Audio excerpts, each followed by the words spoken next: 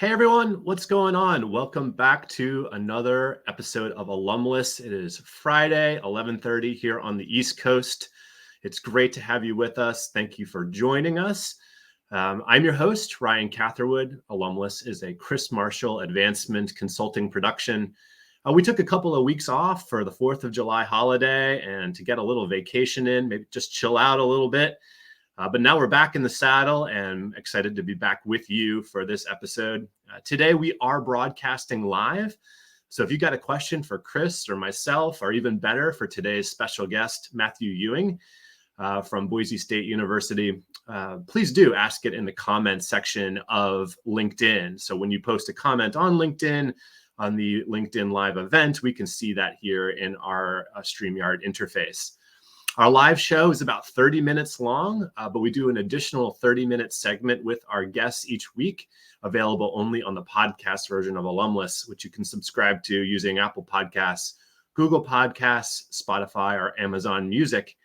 Okay, well, let's go ahead and bring in Chris, and we'll get the show started. Hey, Chris, how's it going? Hey, Ryan, how are you, man? Good to see you.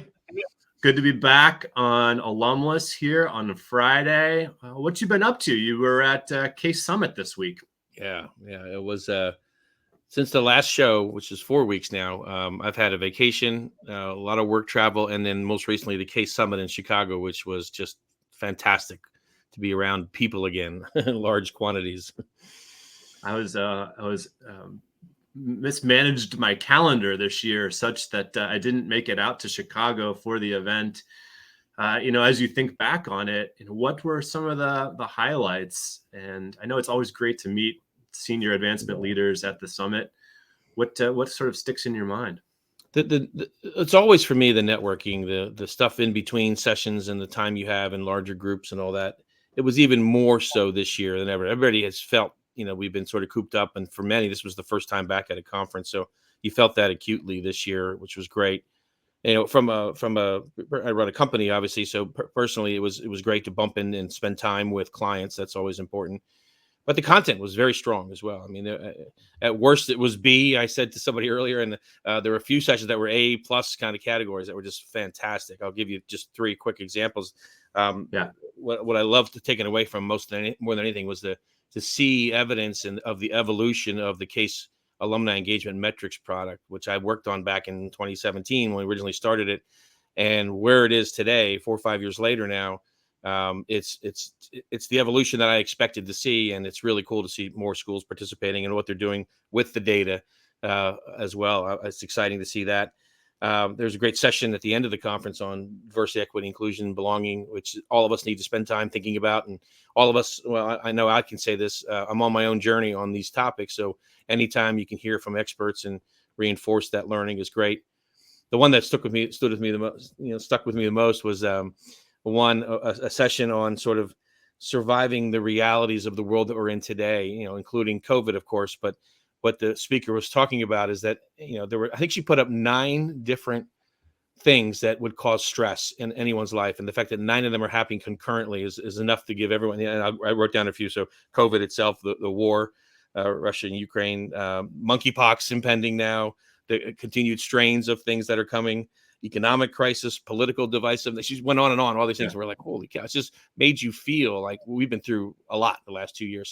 So the sort of the takeaway for me was to give us all and everyone we interact with some grace in the world that we're in today, because it's such a stressful life. Whether you're raising money or whatever you do for a living, you need some grace for everyone and for yourself at the same time. So that was a really great session. Yeah. I think, Chris, a few times people have asked me about, what's it like to do consulting work or be a consultant. And, I think, people might be interested to know, as a consultant, you own your own business, right?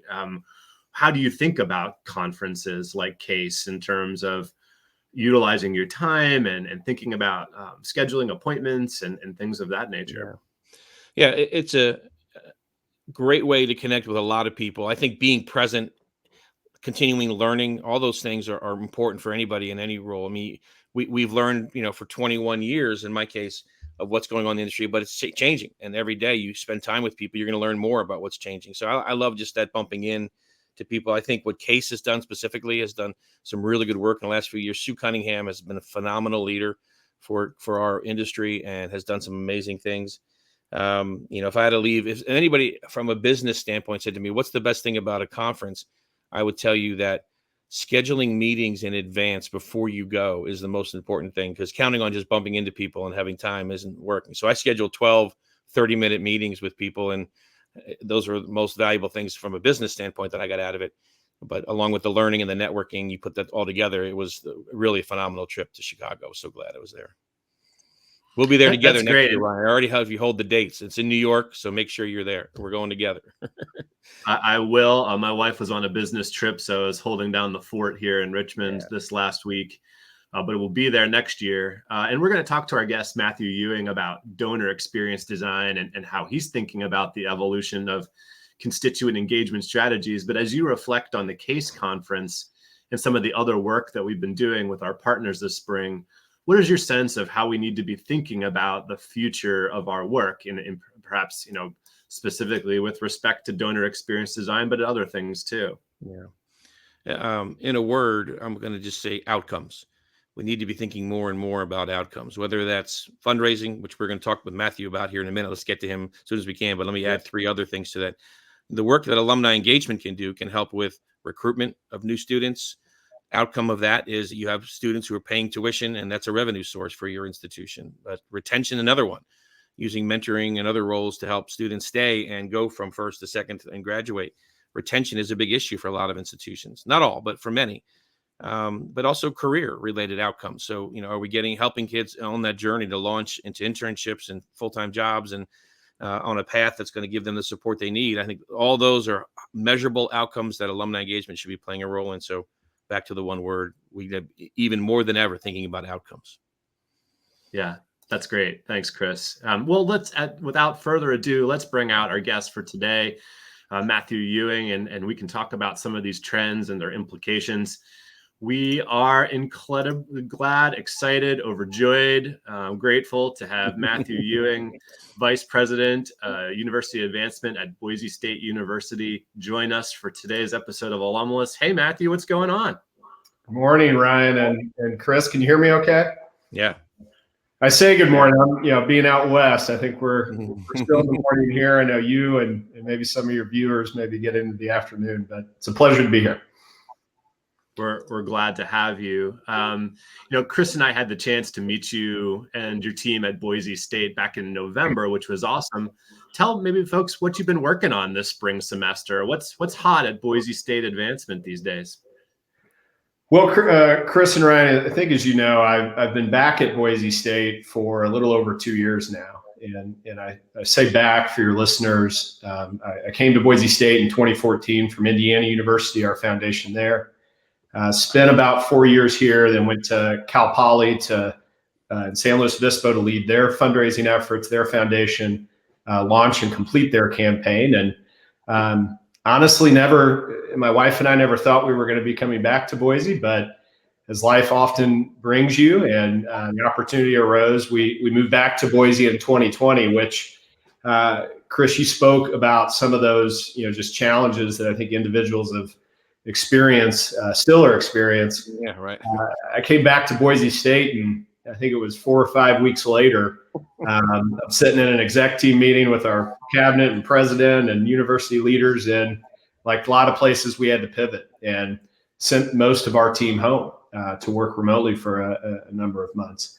But what I'm most excited about is that the vision that in conversations I had with our president, with our foundation board, with some of our academic leaders and our deans, and this vision really started before I accepted the job of the model and what I was going to bring if I was going to come back. And I don't know that you get this opportunity too many times in your career to be able to sit down with a potential partner and employer and say, hey, this is my vision. I knew how we did it before. I knew the opportunity. If you're aligned with that vision, awesome. If not, I'm probably not your guy. Right. And it was exciting to be able to set that. And it was even more exciting that our president, Dr. Marlene Trump, our foundation board leadership, particularly Paul Powell, our executive director, Brandy Stimler, our executive chair, and Randy Hales, who was serving as our vice chair at the time, all said, yes, let's go. And so even with the challenges of the pandemic and not only building the infrastructure and alignment, but also needing to, I'm big on our culture and our people. Doing that through the pandemic was a challenge, but what's really exciting, I guess I'll tease this a little bit. We're going to announce it publicly next week. I'm so proud of the team. I'm so proud of our campus partners, and ultimately really excited for our alumni and donors, as we'll announce next week the university's highest one-year total fundraising productivity in the history of the university. And, thank you, Chris. And, we're excited about that. But what I told the team yesterday, that's cool. Like, we'll get a headline. It's cool for our donors to see that and for our team to feel that. And I think it shows that we're making progress. We're getting the buy-in on the culture we're building. The results are speaking for themselves. But what's more important is the impact that all of that is having, whether that's support into our athletics program and supporting our whole student athlete, creating better access for our students through scholarships, or more, and equally important for Boise State and where we are in our trajectory, supporting our faculty and innovative research programs. And all three of those buckets were hit this year, and our donors are really aligning behind it. So I think that's what I'm most excited about, Ryan, is the work that we laid out. Even in the challenges and the 2 short years, we're seeing the team respond, and ultimately our alumni and donors respond. Great. Yeah, and I hesitate to say, congratulations to getting to the beginning of your campaign. That's incredibly exciting. It's getting to the starting line and getting buy-in and having set the stage like you have, I think is really fantastic. Before I follow up with another question, just anyone who's listening out there, watching us live on LinkedIn, additionally chime in, say hello. We'd love to see you in our comments and be able to interact with you here live on the show while you're watching. I know Chris invited like hundreds of people this week, so we're going to be make sure to call folks out when we get a chance. So I asked, what you've been working on, Matthew, but you're also, in addition to rolling out a campaign, also looking to hire a new senior leader on your team for a role that was just posted last week. I thought this might be a great opportunity with our audience to share a little bit about that role. Yeah, thank you, Ryan. It's an exciting role for us. It's a new role. So it goes back to the vision we laid out as a team and as a university when I came back. And that vision is to create the best culture of philanthropy and alumni engagement of any public university in the country. That's what our team's bought into, our campus partners, and that's what we align every strategic decision around. And so a part of that is also building, and this will be a word term that will be familiar, certainly with Chris, I hear it a lot from him, an integrated advancement model. And for us at Boise State, a lot of good things were happening. That culture of philanthropy was started decades ago. But we were doing it in silos. And whether that's everyone doing good work and trying to do the best that they can, but our foundation was functioning over here. Our alumni association was functioning over here, our athletic department, the silos in academics, career services. And so bringing that integrated mindset together has been really important. And I made 3 structural changes, and it'll come to that last position here in a moment. The first one was getting our AVP for development hired, and we were able to do an internal promotion with that. Our Gia Bearstein, who leads our major gift team, our gift planning efforts, and our partnerships with our deans, athletics, and academics. We then created, and this may be a shock for you, but Boise State never had what I'll call a traditional advancement services structure. And that speaks to those silos that existed. And so we created that here. I was able to recruit Joe Boki from Caltech, who has 20 plus years of experience, probably pushing 30, multiple billion-dollar campaigns, CRM conversions. You run the list. I was so pleased that we were able to bring Joe to our team to build that. And that last piece is now bringing in the new position we have posted right now, our AVP for alumni and constituent engagement, which is the final structural piece for our team to get in place. And that's bringing together our advancement marketing and communications efforts, our annual giving efforts, and our alumni relations and alumni engagement efforts, all under one leader and all working together through that lens of how we're not only going to build that best culture, but ultimately enhance and serve a better donor experience and a better alumni experience. Yeah. Matthew, I think you kind of alluded to the why right there at the end of your question. Chris, I was going to follow up with you and say, we're seeing this alignment, the bringing together of alumni engagement, annual giving, and advancement communications becoming a bit more common, although I think it's still a pretty new thing. Why is it becoming more common? What are you seeing? I think there was a trend to combine them, and then they sort of faded away, and then they were separate for a while, and they're starting. The new trend is they're coming back together again. And I think when they were merged in the previous versions, there were several examples. It still felt like you had, specifically alumni engagement, annual giving, you had two different teams. So you took the silos and you put them within a silo. And what's happening now, these new models are fully integrating those positions, and I'm seeing it from every type and size institution. Boise State heading in that direction, obviously, but Lafayette College, small independent or small liberal arts college, sorry for Lafayette out there, and then NC State, very large public institution doing the same exact thing. To me, I think it just makes sense. First of all, you have to have the right leadership and vision, that integrated model fully, not side by side, two different, the same shops working independently of each other under the same leader doesn't make sense. It's got to be integrated. But I also think, the big one for me is I think there's been increased pressure on us as an industry to show ROI and ROE. I always call it return on engagement. And I see Matthew nodding, but vice presidents and presidents and chancellors and boards are looking at saying, what's the impact? We're going to make this investment. What's going to come out of it at the end? And I think that's putting the pressure on folks to make these moves now and do them in that integrated way. And Chris, right, I want to make one more comment for I think listeners, because shops are structured different ways, and so when I lean into this, how we're going to build this alumni and constituent engagement model, and that part of our division, and how we tell that story, how we are engagement and creating that return on that engagement, and ultimately driving fundraising. I mean, ultimately that is a mission we are charged with in advancement to be able to serve the university and our donors. At Boise State, the marketing team for the university is not a part of advancement. I know, and some of your listeners that may be. But I'm so fortunate at Boise State. We've got a chief marketing officer, Lauren Griswold. And when she got here a couple of years ago, starting to build out what the university's larger communication strategy is, and she immediately started thinking about how the role of a campaign and how alumni and how advancement plugs into that. And so having that partnership and getting that leader to be able to work directly with our CMO outward into the colleges and athletics to coordinate the alumni engagement and storytelling from a philanthropic standpoint, we're so fortunate to have that structure here. Even though they're not, on an org chart together, we've built that culture and model here. And Lauren's been a huge piece of that. Yeah. Matthew, we had Brian Sisko from NC State on our last episode, and he shared some reflections from their successful $2.1 billion campaign on Alumless.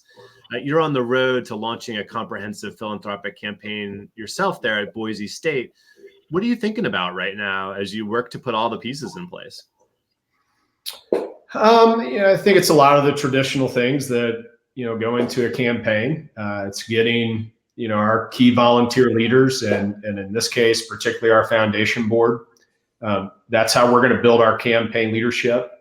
Our foundation board came to us shortly after I got here and said, we have the fiduciary role. We want to continue to do that, but we want to play a larger role in helping on the alumni engagement and particularly the fundraising side to be able to execute that. And so we've built the campaign structure. We established a campaign committee within our foundation board, which is a critical part. We just completed our campaign readiness assessment. We partnered with Johnson Gross-Nickel and Associates out of Indianapolis to complete that work. Just last week, this is really exciting for us internally, is again, we're working towards the launch of a public phase, starting a partnership with Simpson Scarborough. I got to put a plug in because you mentioned NC State. Jason Simon, the CEO of Simpson Scarborough, NC State grad, I believe, and has done some great, amazing work there. So we're starting to map out, working backwards from looking about a year from now to go into the public launch. building those priorities. Again, I repeat this a lot within the team and within our university. Big dollars are cool and exciting and flashy. But what is this campaign about? What's it actually going to accomplish? And being very focused and intentional about what we're going to do. So, and then I'll say one more thing, and I maybe need to figure out a way to maybe reframe this in a better way. But it's, for us, this campaign is about the next one and about the future. And I don't mean that to come across as we're not going to make some important impact and do some good work. But we are building an infrastructure not to just be exciting for one campaign, but how we build sustainable growth, how we build that best culture, both around alumni engagement and philanthropy, so that we have sustainable growth and can continue this very steep trajectory that Boise State's been on for the past couple decades. I've heard you say that a couple of times, Matthew, and I love it. I love that notion. Shout out to Brent Grinna, who just jumped in on the chat there and shared the position posting for you. So we can bring on guests not to promote their books or movies, but promote their open positions. So we're definitely good to share some great opportunities, particularly in this engagement space. The job that's now up and posted with Matthew's team at Boise State is really a unique one, and any engagement pro out there who's just interested in a great challenge with a good group of people in a beautiful place ought to take a look at it. Matthew, when we were promoting the show a little bit, we thought we wanted to talk with you about donor experience, because that's been a really successful initiative, I think, that you've had, and something in your partnership with, obviously, with Brent at Evertrue has been part of that. I think there's plenty of people out there who don't know what DXO programs are all about. Would you share a little bit more about, the program at Boise State, how it's staffed, how it's managed, and maybe some of the wins that you've had here early on? Yeah. So I think for your listeners, you can think of a DXO program as, just a better way to build a leadership annual giving model. And my first job in a fundraising role at Indiana University, our foundation, was to build our leadership annual giving program. I think we started with maybe 3 of us, and then we had a new president of our foundation, Dan Smith, came in, and I'm a pretty early in my career and young, and I had to go sit in front of our leadership team as we were presenting our annual budgets. And in part, what they asked us to do is, if you had to cut your budget by 10 to 15%, where would you cut? And if you had an investment of 10 to 15%, where would you make that investment, and what would that return be, and how can we show growth? And we were having some early success building the pipeline and also driving some major gifts out to our colleges and schools at Indiana University. So I said, look, if you can give me 2 more of these, I can show this return. We'll also continue to build our talent. And I'll never forget this. Dan Smith, looked at me in the room and said, 2, you need 10 more of these. And so I immediately had to go out and hire, I think 10 more leadership annual giving officers. And we were successful. That program continues there. But as I thought about our work, and I had conversations, Brent's, I think, joined us, and he and I spoke for, probably 5 or 6 years about, how can we do this better, and how can we do it differently?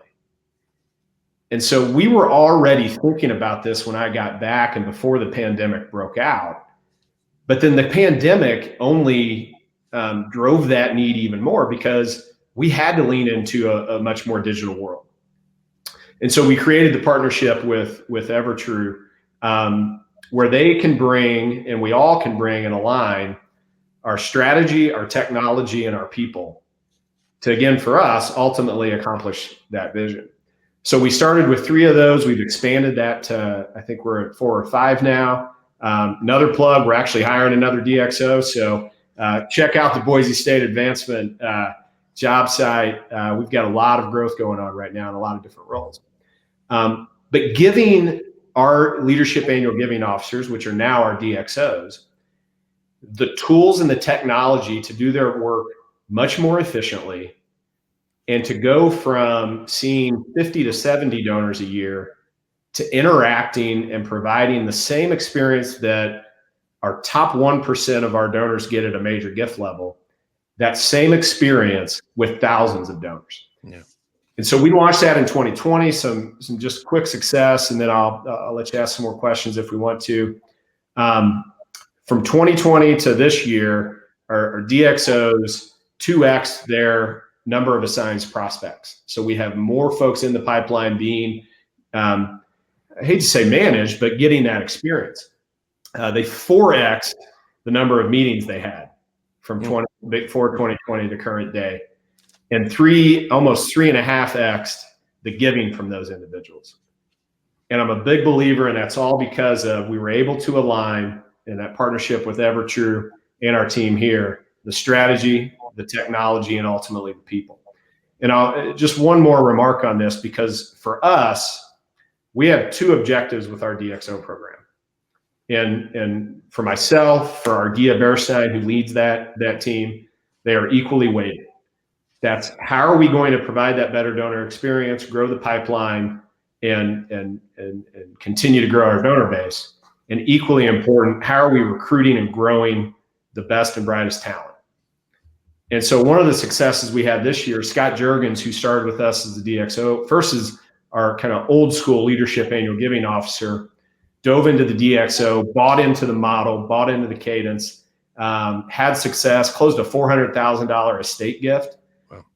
Just promoted Scott into a director of development role. And that's what we talked to a lot with our team about, and building our talent pool.